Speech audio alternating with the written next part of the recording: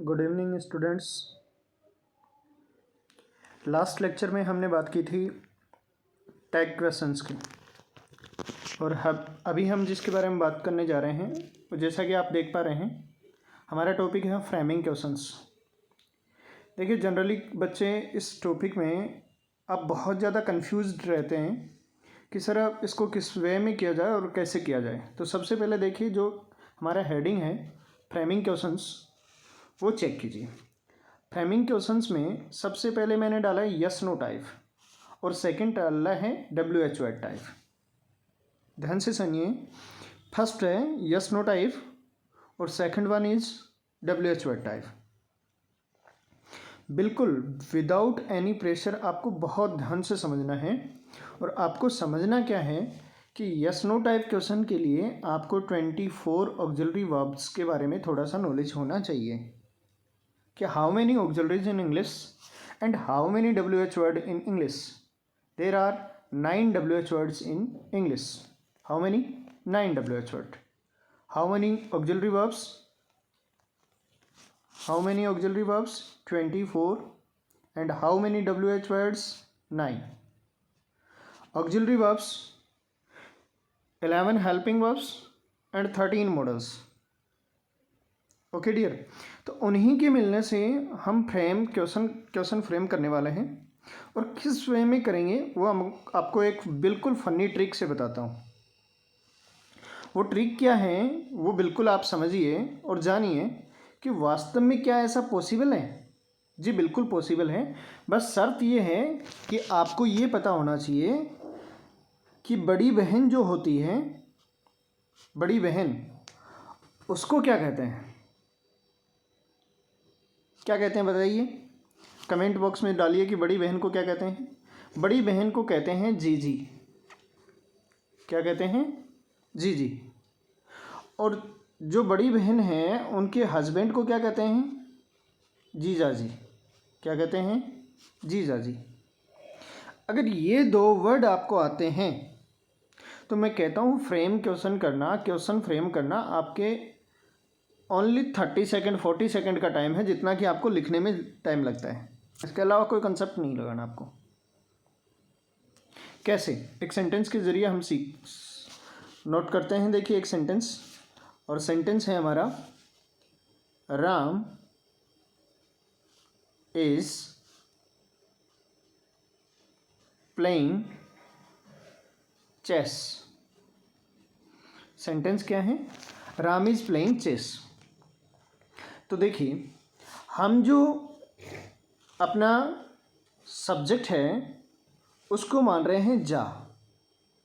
Subject को क्या मान रहे हैं? जा। हमारी हेल्पिंग वर्ब जो है उसको मान रहे हैं हम जी, और मेन वर्ब को मान रहे हैं जी। अब बिल्कुल प्रेशर नहीं लेना है। दीदी की शादी हो गई थी और वो काफ़ी दिनों से आकर के वापस अपने पीहर में बैठी है, मतलब अपने पापा के घर में बैठी है। तो छोटा भाई परेशान हो जाता है क्योंकि दीदी बार बार जा कर के पापा को कंप्लेन करती है, और कंप्लेन करती है तो छोटे भाई की लग जाती है। तो उसने कहा दीदी को कि जा जीजी, तू अपने घर जा। तो जीजी क्या कहेगी? जीजी ऑब्वियसली ये कहने वाली है उसको कि देख, मैं चली तो जाऊंगी लेकिन तेरे जीजा जी को आने दे। किसको आने दे? जीजा जी को आने दे। अगर इतनी बात आपके समझ में आ गई तो आपको क्वेश्चन फ्रेम करना भी आ गया। कैसे? देखिए, जा हमने किसको लिखा था? राम को, तो हम नोट कर देते हैं राम। जी किसको लिखा था? हेल्पिंग वर्ब को, हम नोट कर देते हैं हेल्पिंग वर्ब। फिर जी कौन था? Playing, right. और आफ्टर देन क्या था? चेस। और एंड में हम क्या लगा देंगे? Question mark. देखिए आपका क्वेश्चन फ्रेम हो गया है। आपने कोई ट्रिक, कोई फॉर्मूला, कोई स्ट्रक्चर नहीं बनाया है।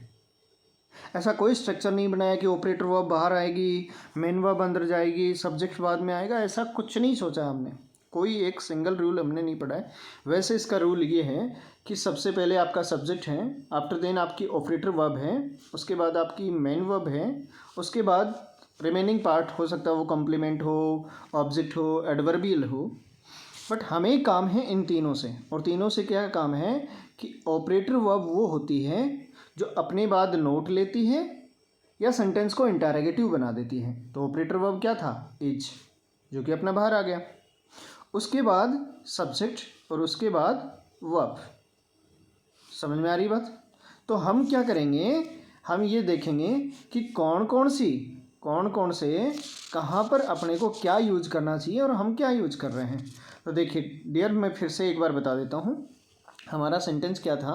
Ram is playing chess. और इस सेंटेंस को हमने क्या किया? इस सेंटेंस का हमने किया फ्रेम, क्वेश्चन फ्रेम। तो क्वेश्चन फ्रेम कैसे किया? हमारा सेंटेंस है एसवी पैटर्न में और हम इसको बदल लेंगे वीएसवी पैटर्न में। तो वी क्या है हमारा? इज, सब्जेक्ट क्या है?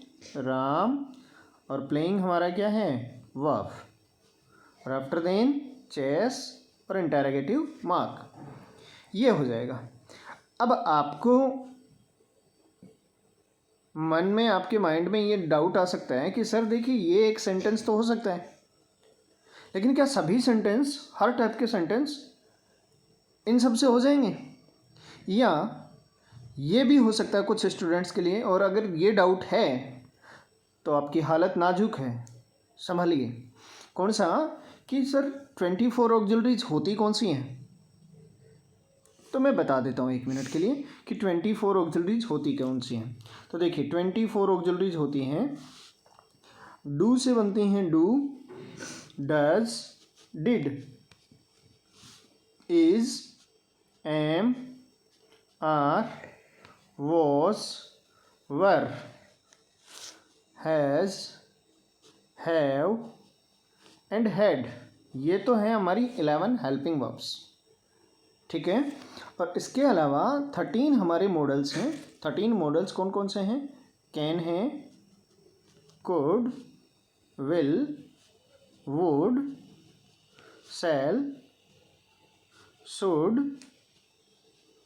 मे, माइट,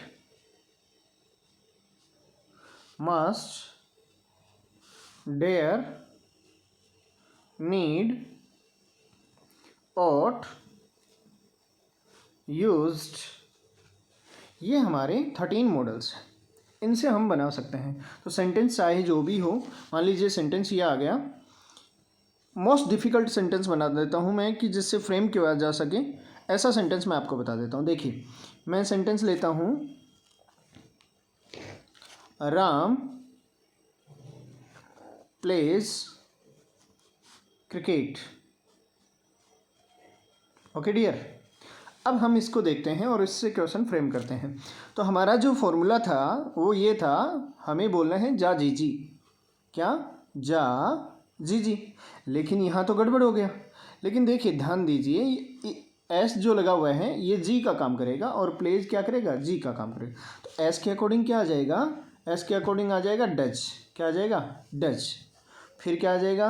राम, फिर प्ले और क्रिकेट।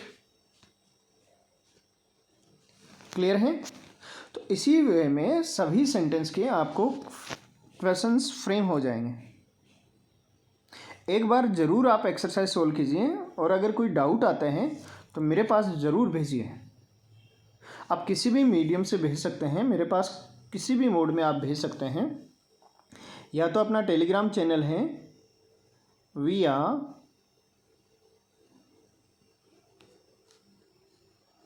पब्लिकेशन, इसका लिंक डिस्क्रिप्शन में मिल जाएगा, इस पर आप डाल सकते हैं। इसके अलावा इसी नाम से आपका मेल आईडी का लिंक भी मिल जाएगा, इसी नंबर से आपका इंस्टा आईडी भी मिल जाएगी। कहीं पर भी आप मेरे पास डाल सकते हैं कि सर इसका क्या आंसर होगा, और मैं तुरंत प्रभाव से उसका लेक्चर आपको बना करके दूंगा। अब दूसरे टाइप के जो सेंटेंस होते हैं वो होते हैं WH वर्ड टाइप। कौन से word type? WH word type. देखिए स्टूडेंट्स, बहुत सारे बच्चों की ये शिकायत, ये कंप्लेंट रहती है और उनको प्रॉब्लम भी रहती है कि इन WH वर्ड से कैसे निपटा जाए। और समस्या ये नहीं है कि तुम्हें WH वर्ड नहीं आते, समस्या ये है कि तुम WH वर्ड को सिस्टमेटिक नहीं कर पाते। और सिस्टमेटिक करना ही ज़रूरी है। सिस्टमेटिक करना बेहद ज़रूरी है। जब तक सिस्टमेटिक नहीं होगा तब तक दिक्कत आएगी। तो WH वर्ड कितने हैं? 9। कौन कौन से? देखिए, who, whom, whose, which, what, when और where, why और how। देखिए, इनमें से ये तीनों जो हैं जो आप देख पा रहे हैं, हु, हुम, हुज, ये तीनों पर्सन्स के लिए यूज होते हैं। किन के लिए यूज होते हैं? पर्सन्स के लिए यूज होते हैं। और पर्सन्स में हु जो है वो सब्जेक्टिव केस के लिए, होम जो है वो ऑब्जेक्टिव केस के लिए, और हुज आपका रिलेटिव केस के लिए यूज होता है। बिल्कुल ध्यान से समझिए, आगे कोई टेंशन नहीं है, सारी बात यहाँ से समझनी है। आगे फ्रेम करने के लिए आपको बिल्कुल मेहनत नहीं करनी है। एक है हु, एक है होम, एक है आपका हुज, हु, होम और हुज। तो हु किसके लिए आएगा? पर्सन्स के लिए आएगा। ये सब्जेक्ट के रूप में पर्सन्स लेने के लिए यूज किया जाता है। कई बार आजकल क्या हो रहा है कि होम के प्लेस पे भी हु को यूज किया जा रहा है। सेकंड है आपका होम। होम जो है वो पर्सन्स के लिए, ऑब्जेक्टिव केस के लिए यूज किया जाता है। और हुज जो है वो पर्सन्स के लिए उनका पोजीशन बताने या उनकी ऑनरशिप बताने के लिए यूज किया जाता है। आई थिंक यहाँ तक आपको क्लियर होगा। ठीक है, अब अगला चलते हैं विच पे। अगला किस पे चलते हैं? हम विच की बात करते हैं। बात किसकी कर रहे हैं? विच की। और विच के बारे में क्या खास बात है वो सुनिए, कि सब्जेक्ट के रूप में पर्सन्स और थिंग्स दोनों में से चुनाव के लिए विच का यूज किया जाता है। और ये ध्यान दें, ये हु के लिए और वोट के लिए यूज हो सकता है। किसके लिए? हु और वोट के बदले इसका यूज किया जा सकता है। क्लियर है? अब बात आती है कि अगला अपना WH वर्ड जो है वो है वोट। WH वर्ड कौन सा है? अगला अपना WH वर्ड है वोट। और वोट किसके लिए यूज होता है? तो वोट का यूज जो है वो सब्जेक्ट और ऑब्जेक्ट दोनों के लिए यूज हो सकता है। किसके लिए?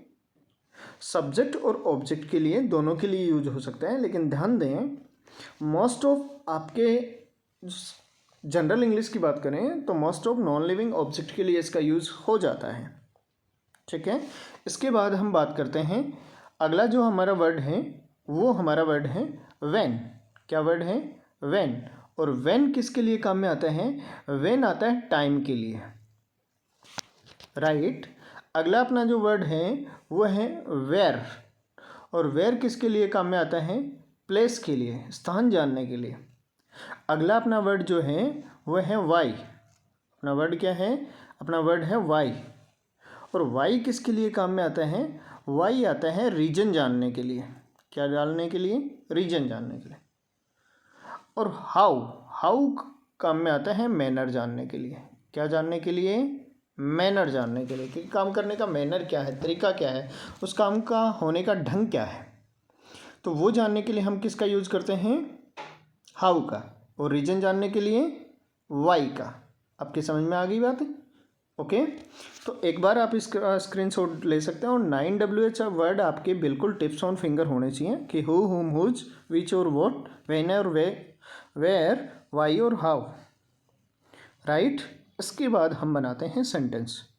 लेकिन इस बात को बिल्कुल ध्यान रखिएगा, इस बात को ध्यान रखेंगे तो आपको बिल्कुल क्लियरेंस मिलता जाएगा कि हम ऐसा कर रहे हैं तो क्यों और किसके लिए कर रहे हैं, इसके पीछे लॉजिक क्या है, और अपने एग्जाम में जो सेंटेंस पूछा जाएगा वो किस वे में आएगा। राइट। तो हम लेते हैं एक सेंटेंस और उसके बाद हम बात करते हैं आपसे। देखिए, नीचे आपको चैनल का नेम दिखाए जा रहे हैं, तो बिल्कुल अगर आपको वीडियो पसंद आ रहे हैं तो इनको दबा के ना बैठें। आपकी ये ड्यूटी बनती है कि इनको ज़्यादा से ज़्यादा शेयर करें। आपके जो वैल्यूएबल कमेंट्स हैं वो बिल्कुल डालें, और चैनल को सब्सक्राइब करते हुए आगे बढ़ें। और वीडियो को लास्ट तक ज़रूर देखें, ये नहीं है कि 2 मिनट देखा, स्किप कर दिया, आगे बढ़ गए। देखिए भाई, 1 मिनट में कोई आपको सर्वज्ञ नहीं बना सकता। अगर आपको सीखना है तो आपको ज़रूर टाइम देना पड़ेगा वहाँ पे। ओके, तो हम एक सेंटेंस लेते हैं और सेंटेंस हम बिल्कुल इजी सेंटेंस से बात करते हैं कि he is playing chess in the ground. In the ground. अब देखिए, पेपर सेटर आपसे जो क्वेश्चन पूछ सकता है वो ऐसे पूछ सकता है। पहले वो बोल देगा कि आप बनाइए इसको यस नो टाइप क्वेश्चन। तो हम जानते हैं कि इज है और ही है, तो हम इसका question yes no type easy way बना सकते हैं। क्या बनाएंगे? Is he playing chess in the ground, right. फिर वो आपसे क्वेश्चन किया जा सकता है कि इसको इंटरोगेटिव यस नो टाइप नहीं, हु से क्वेश्चन बनाइए। किससे बनाइए? हु से। तो देखिए, हु क्या मांगता है? Subjective case. पहली बात तो सब्जेक्टिव केस क्या है? ही है। क्या ये पर्सन है? जी बिल्कुल है। तो इसको तो रोकिए और बाकी सेंटेंस नोट डाउन कर दीजिए। Who is playing chess in the ground, right. Question अगला पूछा जा सकता है कि नहीं, हमें हु से नहीं चाहिए, हमें क्वेश्चन चाहिए वेयर से। तो वेयर का मतलब स्थान होता है, तो प्लेस है इन द ग्राउंड, तो वेयर इज, अब ही तो आएगा, तो where is he playing chess. और इन द ग्राउंड क्यों नहीं आएगा? क्योंकि प्लेस की तो डिमांड हो रही है। तो जिसकी डिमांड होती है उसका क्वेश्चन तो उसका तो आंसर दे देंगे, तो फिर क्वेश्चन ही कैसा हुआ? फिर अगला आंसर में क्या देखेगा? ठीक है। अगला क्वेश्चन पूछा जा सकता है कि व्हाट से क्वेश्चन बनाइए। तो हम क्या कर देंगे? What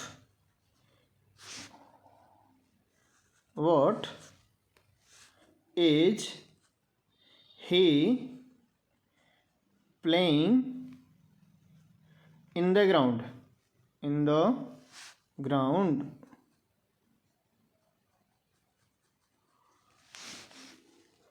right dear.